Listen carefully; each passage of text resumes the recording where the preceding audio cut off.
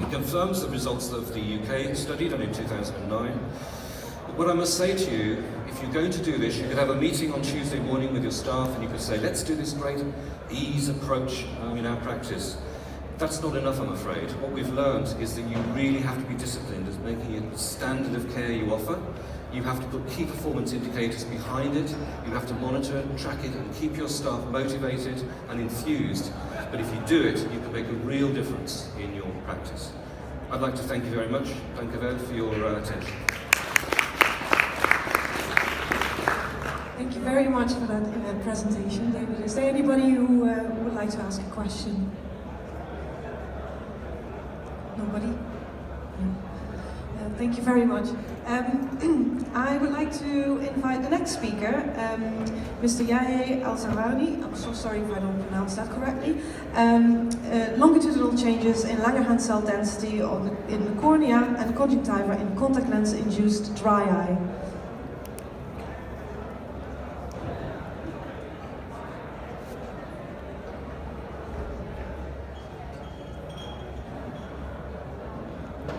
Hi everybody, my name is Yahya Al-Zarani. I'm from Saudi Arabia. Thank you for NTC 2018 for inviting me for this very nice conference. I will speak quickly, despite I've done this research in 2 years, but I've tried to, as much as I can, to be more precise and get the point. I'll talk about longitudinal changes in Langerhans cell density of the cornea and conjunctiva and contact lens-induced dry eye. To investigate the Langerhans cells, we used one of the well-established confocal imaging system called laser scanning confocal microscopy. It's a promising technique, able to visualize the ocular surface both in healthy and diseased conditions, quickly and non-invasively. Today, the confocal microscopy is a tool for the cornea research as well as for the evaluation of the conjunctiva.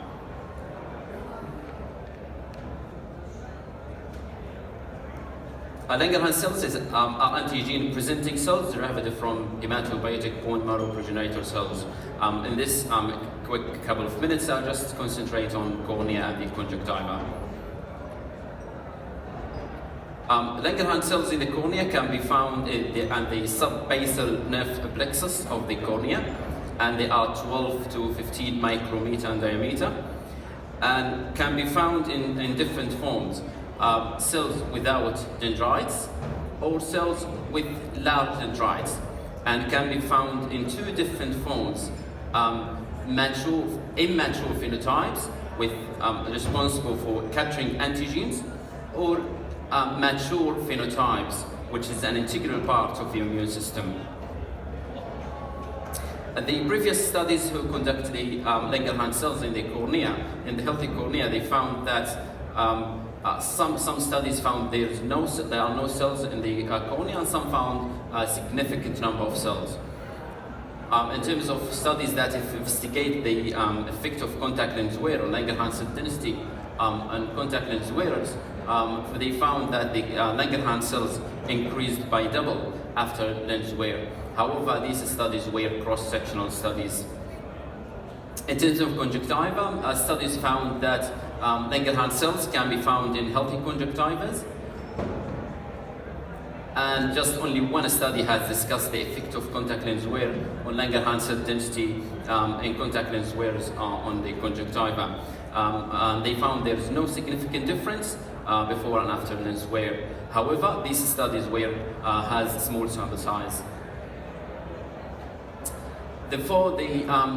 For this research, we try to investigate the effect of contact lens wear on Langerhans cell density in the cornea and conjunctiva, and as well as try to find the effect of contact lens wear on the effect of the conjunctiva and contact lens-induced dry eye. We hypothesized that when a lens is fitted into the ocular surface of the eye, the number of Langerhans cells will be increased significantly after the lens insertion as a result of the physiological stress of the contact lens in the ocular surface. We hypothesized that the number of Langerhans cells will increase in contact lens wearers, as well as there is a difference between those contact lens induced dry eye when they compared with the contact lens induced no dry eye. Therefore, we have two experiments. The first experiment will discuss the effect of contact lens wear on Langerhans cell density in the cornea in dry eye and non-dry eye contact lens wearers, and the other experiments will discuss the effect of contact lens wear on Langerhans cell density in the conjunctiva in dry eye and non-dry eye contact lens wearers. In this study, we have conducted this study over the 6 months. We have a baseline, 1 week and 4 weeks and 2 4 weeks. We have recruited approximately 83 patient participants at the beginning, and we divided into 2 groups, contact lens induced dry eye and no contact lens induced dry eye. After 1 week of lens wear, we divided contact lens wearers into 2 groups, no contact lens induced dry eye and contact lens induced dry eye. Patients with healthy hotel volunteers and patients who no history of contact lens wear at least 6 months before the examination day were included in the study. Patients with dry eye who have ocular surgery or trauma were excluded from this study. We have, as you see, they have control participant and contact lens group.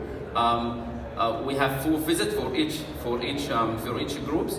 After 1 week of lens wear, we divide the contact lens wearers into contact lens induced dry eye and no contact lens induced dry eye. And in each visit, we perform dry eye evaluation by dry eye questionnaire 5, phenol red thread, non-invasive breakup time test, ocular self-staining, and contact lens induced eye questionnaires. We perform corneal confocal microscopy in each visit, both in the center of the cornea and the bulbar conjunctiva. At the end of each visit, we perform slit lamp examination to verify the integrity and function of the ocular surface. We've taken 5 images from the cornea and 6 images from the conjunctiva. We choose these images randomly. We used Biomedics 1-day extra soft lens. This is a hydrogel lens. The reason why we use this lens because we need to create a high physiological stress in the cornea within accepted clinical guidelines. We found that after they had an increase in the number of Langerhans cells after 1 week of lens wear in contact lens induced dry eye, and then it gradually decreased with time. Similar with no dry eye, the contact lens in non-dry contact lenses, there's an increase in Langerhans cell density after 1 week of lens wear, and then decrease gradually. And if you see the control participants, they are stable over time. Similarly with conjunctiva, there is a significant increase in the number of Langerhans cell density in the first week of lens wear, and then start decrease both in contact lens induced dry eye and no contact lens induced dry eye compared to control participants. For more information, you come back to my publication here. In conclusion, that contact lens increase Langerhans cells by 2 times, both in the cornea and conjunctiva, and that corneal confocal microscopy is capable of assessing the immune response to contact lens wear by assessing Langerhans cells in the cornea and conjunctiva. For future research, we encourage researchers to undertake more research into the behavior of inflammatory cells and mediator during contact lens, and we suggest to assist contact lens industry to determine the optimal lens design characteristics. Thank you for listening, and I'm happy to ask any questions. Thank you very much. Before I open it up to the room, I was wondering, are you thinking of repeating this with different types of contact lenses? Because you said you used a hydrogel lens, and what about maybe other materials? Thank you for this question. It's a very good question. I would say this is the milestone and the first step in order to have different modalities and different contact lens brands. So what we have done in our research, just we tried with hydrogen lens, but we haven't done it in silicone hydrogen lens. We are planning to do this research on different modalities and different brand of contact lenses. Great, thank you very much. Is there anybody else that has a question about this? No? Okay, thank you very much. Thank you.